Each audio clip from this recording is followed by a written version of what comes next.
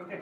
Hi, everybody. Welcome. I'm really happy to see all of you able to come and join us for this afternoon talk. This is a people-to-people program, so for those of you who don't know, starting with our museum's centennial exhibitions, we've been providing a series of in-gallery, informal talks and conversations, most of which have been recorded and you'll be able to find on our website about various aspects of the exhibitions that we've been having. And today, having just one of those. And my name is Waguespack. I'm the curator of 20th century art here at the New Mexico Museum of Art. And I am overjoyed to be speaking today with Tey Marianna Nunn, Dr. Tey Marianna Nunn, who is the director and chief curator of the Art Museum at the National Hispanic Cultural Center in Albuquerque. So thank you for coming. Thank you for having me. We've known each other for a long time, so it's fun when friends get to discuss art together. And so just a little primer for everybody, we'll be having a conversation about the piece that we're in front of, which is Verne Lucero's tin work. We've got a chair and a writing desk here, and they're on loan from the National Hispanic Cultural Center, and I'll talk a little bit about that in a second. But while we're talking with each other, feel free to talk with us. So this is casual, informal. If you've got a question or comment, just belt it out. And without further ado, in song. In song. We prefer it in song. Thank you. But we'll take limerick. Haikus are also good. Haikus. So welcome, Tey. Thank you so much for coming. Thanks. I'm excited to be here. I want to give you guys a little bit of an overview of where we are. We're sitting in Horizons, People and Place in 20th Century New Mexican Art. That's the exhibition in this gallery and the gallery that you guys probably walked through to get here.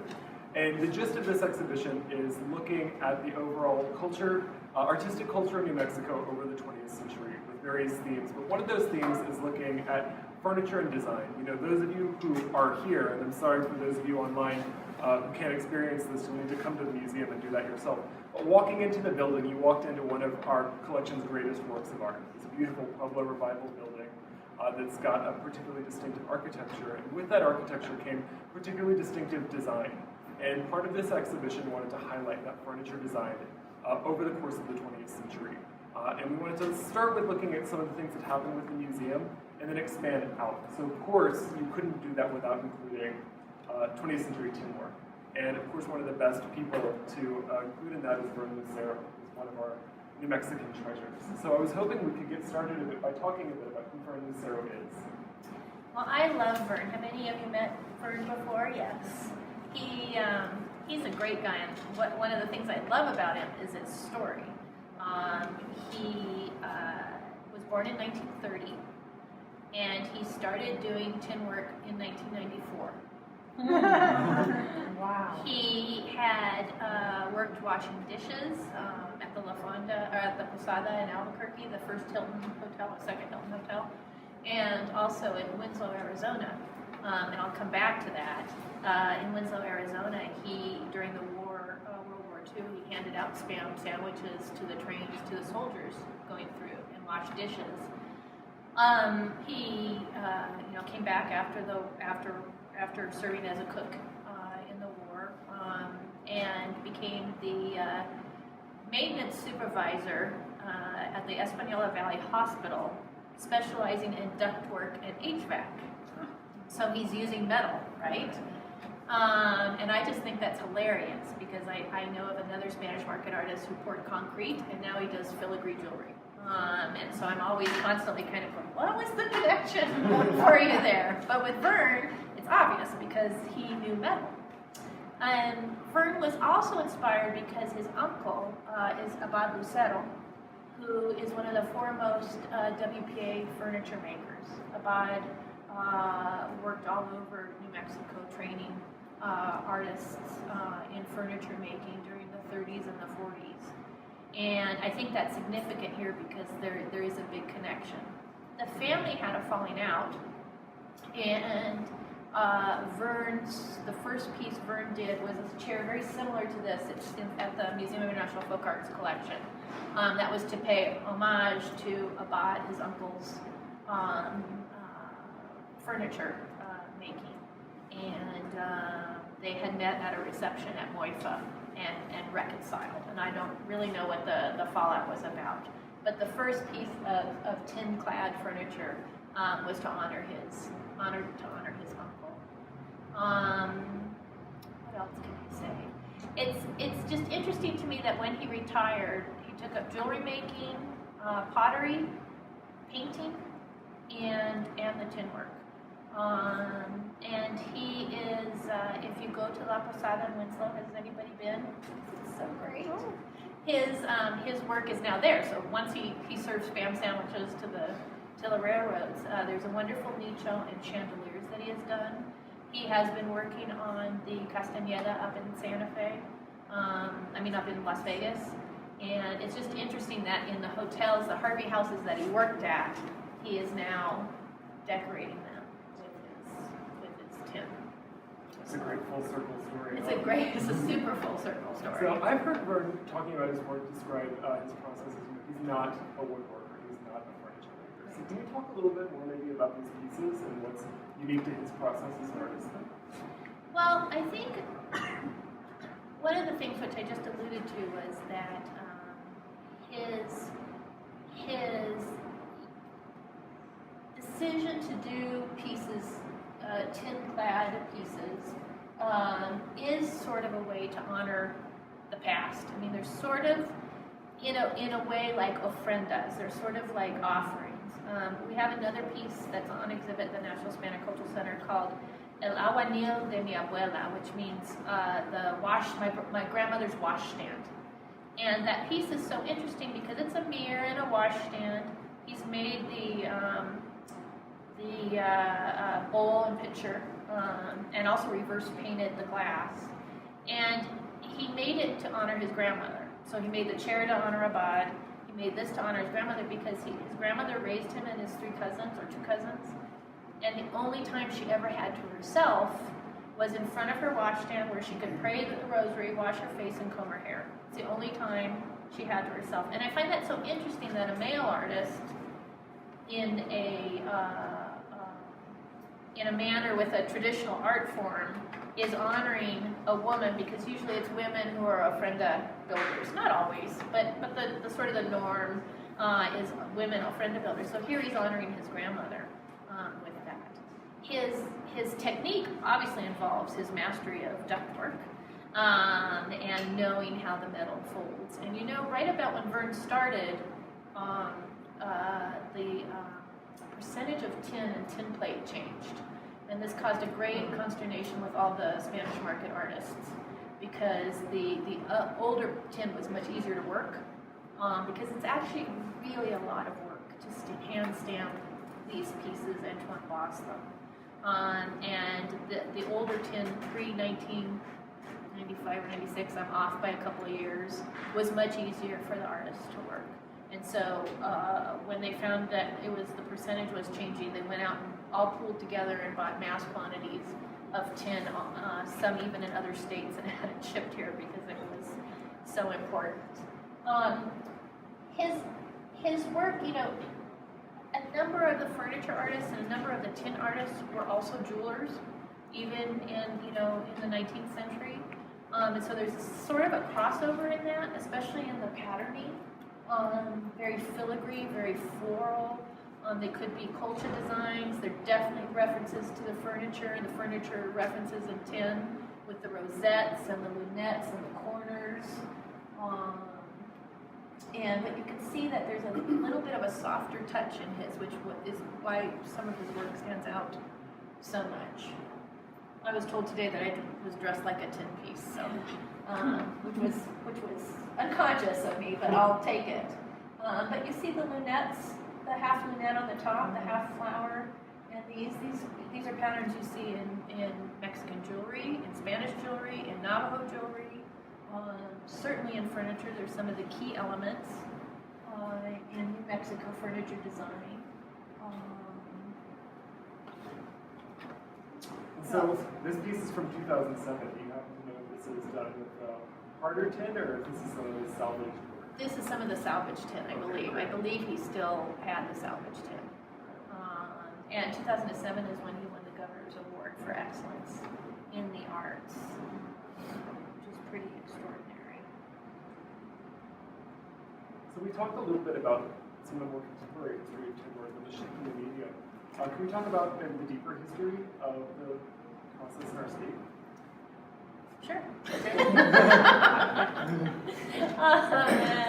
How many of you have been following tin work or know have read Maurice Dixon and Lynn Coulter's book on tin work, which is a fabulous classic book that was a really amazing piece of scholarship. I think tin work is so interesting for New Mexico. You know, it was a Spanish tradition. It came to Mexico, of course. It wasn't until about the 1840s, maybe a little earlier, that because of trade and because of taxes, tariffs being relaxed, that tin came to New Mexico. It also came in the form of recycled cans, and it's sort of like the normal story people say is, oh, then when we recycled cans. But when the American occupation, when the American military was here after the independence from Spain, there were big cans, and we think, you know, that when you read the basic narratives, it's like, oh, the sardine cans, whatever. Well, there were huge cans. There were huge cans of lard and huge cans of canned goods. And so Nuevo Mexicanos were, some of the first upscalers, some of the first recyclers, and it's interesting to look at it that way because it was affordable. They could go get the tins. And Moifa has an extraordinary collection of pieces that actually have lard backs and things like that on there, the Folk Art Museum. But it's also a really interesting connection between colonial period and contemporary period. Sort of the real focus on tin work was about 1840 and then to World War II. And then it kind of it kind of wanes. There's people still doing it, but the artists who are doing it here in New Mexico sort of take you from the colonial period to modernization with the tin and the tin techniques. And I find that a really fascinating connector, you know, because we always talk about the colonial period and then the 20th century in New Mexico, but this is one of the connections, and they're not necessarily separate. They flow right through. And the railroad helps it too, because the railroad starts bringing in, they were functional. The early pieces were candle holders and arañas, the chandeliers, before they were picture frames and nichos. And the railroad brings in like window glass, and there's also the mass production of religious prints, and so that gets incorporated into decorative works. And then in the 20s and the 30s, there's a resurgence like at Native Market and the Marianna Nunn, and certainly through the WPA programs. One of the WPA artists, Francisco Delgado, was one of the first tin artists to be shown on the East Coast from New Mexico. That leads into all sorts of tin production and sales in New Mexico. It leads to the decorating of, it's before, the decorating of this building, the Laboratory of Anthropology, and Palace of the Governors. And then what's interesting when you talk about ductwork is that a number of the tin artists, as we go into war, go to work on planes and shipyards in California. So, there's a real transference of the techniques and the skills to be able to do that. Yeah, and I think one of the things that's really interesting about looking at WPA in New Mexico is how much of the work that came from that is rooted in our traditional arts of the region, and how special that period was with having a resurgence in those. It really was. There's an Index of American Design that was done by the Federal Art Project, which was all to sort of record all the folk art in the United States, and there's a number of illustrations of the tin work from New Mexico. And also the tin work, some of the tin artists here, Pedro Quintana and Francisco Delgado, made works or had helpers make works through the Native Market that were shipped to places like Neiman Marcus and what is a department store that's in Texas, but what's a department store in Chicago? Marshall Field? Yeah. And so they had New Mexico shops. New Mexico, like what we call a pop-up shop now. They had New Mexico shops. And they did that with pottery too, and all sorts of other things. And woven ties. Right, so kind of surreal to imagine walking through Chicago during that time and seeing some of that with ties. Yep, absolutely. And this wasn't just confined to tin work too. For instance, this chest over here by Leroy.com, is it's a design that you would find in the what was The blue books? the blue books The blue and in books. the Federal Index of Design. And these were looking back at colonial objects and then copying the design so they could be recopied again and transferring them into the 21st century in that way, which is really kind of fascinating. And the WPA programs here, the art programs in New Mexico, were based a lot on the workshop style that they saw coming out of Mexico. And so there was a direct connection with the people who started the WPA programs, and especially the people here in New Mexico, the administrators, to the workshops in Mexico, and the government funded, arts programs and government supported arts programs in Mexico. So it was international. It was international. And I'm sure you've all seen examples of Mexican tin, right? And certainly, and there's painted tin. They also painted tin in New Mexico, maybe not with the glossy colors, but red and green and yellow, often blue. And there were also native artists, these Leda Pueblo tinsmith, and a number of artists who have at least thought right now, this could all explode when we find more documentation, but thought to be either itinerant selling to the pueblos or mestizo or from the pueblos. So there was a lot of interchange. It wasn't just a Hispanic or Hispano craft. So a really long, deep, complex history. But the piece you've got here is from 2007, and we've got Spanish Market right around the corner. Can we talk a little bit about the contemporary state of tin work? We can. It's exciting. I don't know if Verne's going to be. I think Verne was in market last year. Yeah. I think he was. How old is Verne now? He was 30s. I don't think he's in market anymore. Yeah, you don't think he's in market anymore? There's a lot of really interesting things. People are beginning to stretch in Spanish market. Now they have an innovation category, in my opinion, finally. But that's after working with the artists for 20 years and hearing their frustrations. And that the artists are he was sort of led the way. He was a trendsetter for transition. Straub, had transitioned. Verne really led the way in this. And there's, I mentioned Francisco Delgado and his son Ildeberto Delgado, who did a lot of the WPA works in Albuquerque with John Gamin designs, by the way. Their great-grandchildren are in market. Doing tin work? Doing tin work. Eunice Delgado, and I can't think of his name.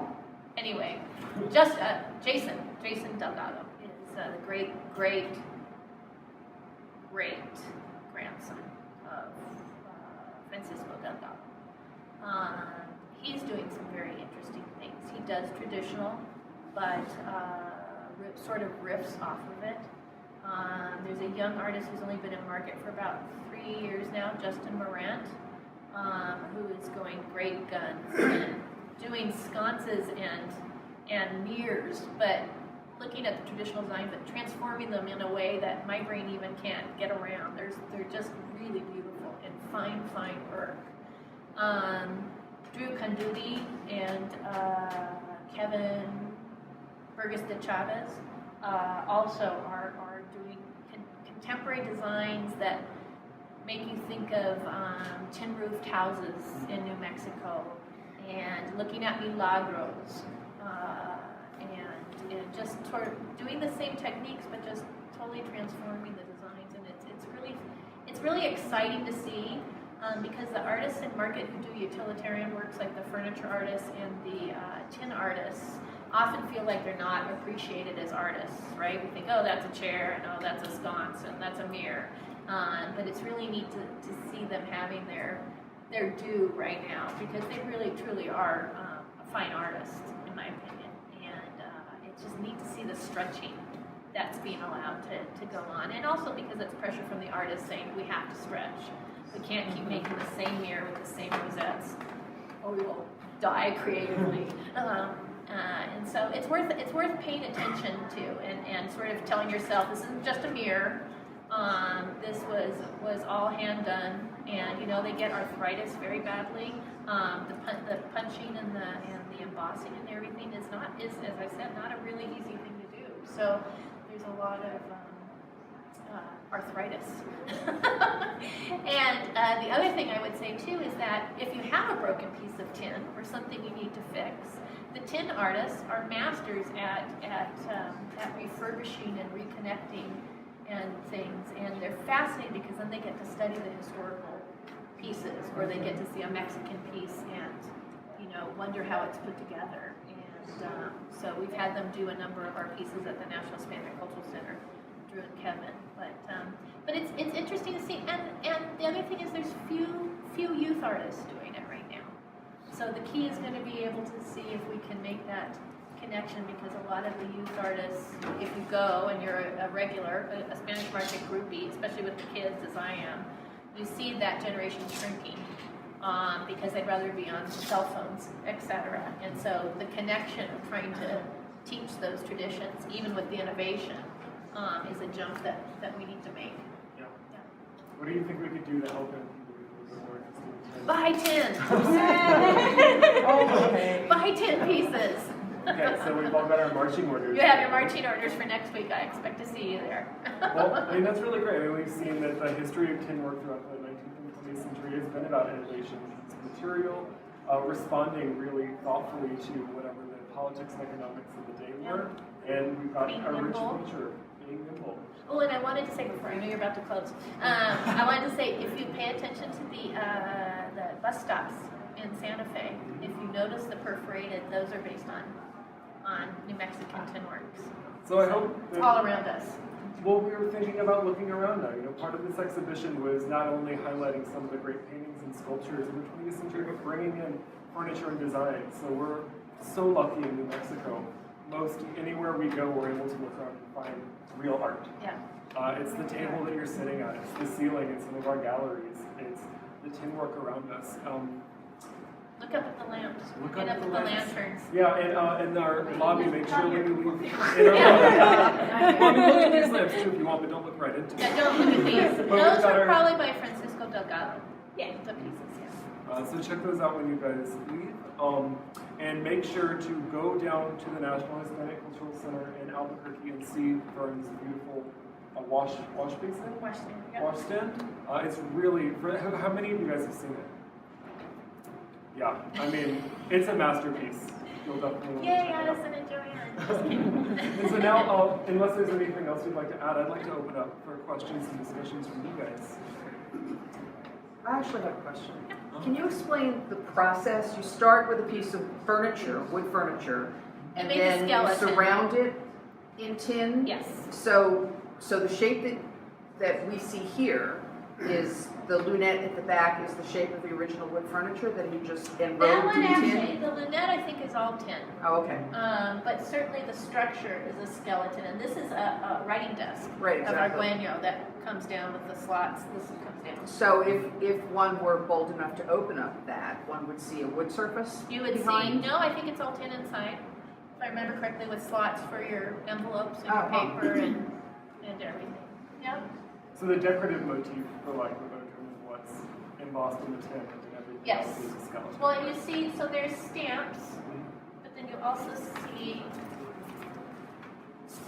this rosette, that rosette, those rosettes, those are embossed from the back. Right. Right, so that's done before it's That's done before it's put on. furnitures. Yeah, yeah. Anybody else? Right back here. Well, And he's using copper in there too. the lights that are in there, are those a copy of a historic tin? Lights in the hallway? They- Lights in our Because lobby. those are beautiful, and that's what we're involved in, is lighting of tin work. Ah, they probably are. There were a number of things going on. What were you going to say? Oh, I think that they're modern. Right, they Yeah. are modern, but Yeah. was there somebody that was chosen I to think that do there a were special project like that? compositions. Yeah, and I then think that Maurice Dixon had something to do with the. Yes, he did. Whether it was, Probably. yeah, and Rebecca would probably know. yeah. I do a little bit. There's been at least 4 different versions that have been Yes. in our lobby over the years, so we did have a lot of information to go by on what version this is, but we're certain that they are relatively modern. I do have a copy of Maurice's book in the library downstairs, and he really does know a lot about the topic. Yeah, he is also a tin artist himself, and he has Robert Woodman's tools. And Robert Woodman was an artist in the 30s. The WPA issued, and then Will Roth republished what's called a blue book. There was one for culture, and there was one for weaving, and there was one for furniture design, and there was one for tin work that has the designs that people had either copied from colonial pieces. Do you have a copy of this? We have a Robert.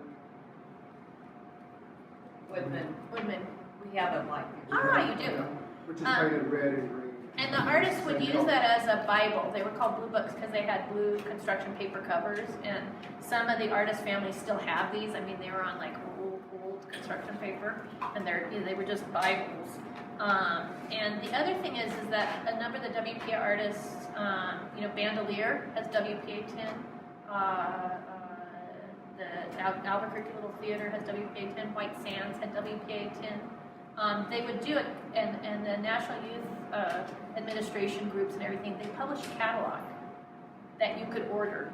So from the Camp Capitan girls group, you could order tin frames, and those tin frames those tin lights are in Bandolier. So it was this weird network of being able to order, but there were designs that were sort of standardized. And as I said, John Gamim did a number of the designs in Albuquerque. One of them was like a flower vase, big multi-tiered flower vase with candles, and for the Albuquerque Theater, he did the exit sign for the Albuquerque Theater. He did these crazy things in the women's lounge, most of which are missing, but those were Alberto Delgado did them with John Gamim designs. So there was a lot of looking at architecture and design and sort of crossover, cross-pollination. Anybody else? Yes? Was this work mostly done in New Mexico, or was some of it done in Colorado or Arizona? There was some done in Arizona. I don't know about Colorado yet. It could have been certainly in southern Colorado. And then, the United States, there's a number, back east in Massachusetts, et cetera, there was tin sconces and candle holders and pewter that aren't as intricate in design. Anyone else? No? Okay, well, yes, go ahead. For you, what sets Verne apart? I mean, is it artistry? Is it technique? Is it what? It's all of that. It's all of I that. think his delicacy of designs and how you don't really notice that they're overtly punched. He has a way of knowing the material, the metal, that is much more delicate, so that if you go compare it to some other artists, not all of them, not like the artists I mentioned, you can tell that they were sitting with a stamp going like this, but he sort of transcends that, in a way. When you come up and look at this really carefully, it's an embroidery design. It looks like my shirt. I mean, and that's hard to do with metal. It's really hard to do. So. Well, thank you all for coming. Thank you, Tey, first of all, for allowing us to include this piece in our exhibition. Anything for you guys. I love my colleagues at the Art Museum. And of course, for coming up and sharing your time and your knowledge with us. It's a pleasure. And for everybody else, both here and in TV land, please TV join land. us on August the 15th, or the 18th? August the 18th, I believe, for our next People to People, where Kate Ware will be in conversation with contemporary photographer Michael